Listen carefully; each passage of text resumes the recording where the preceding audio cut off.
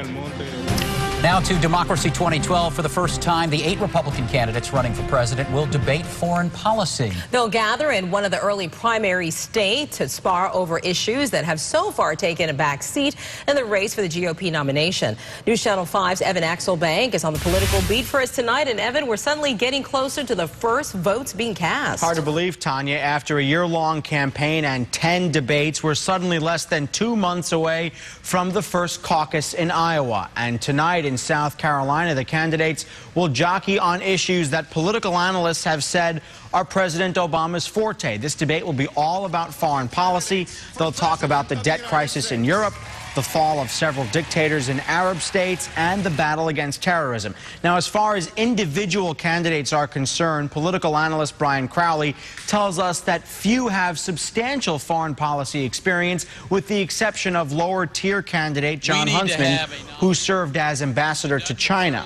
But Crowley says it will be interesting to see how Texas Governor Rick Perry handles tonight, given his gaffe at Wednesday's debate when he couldn't remember the name of a third federal department that he wanted to get rid of. It's a do-or-die moment for him, says Crowley.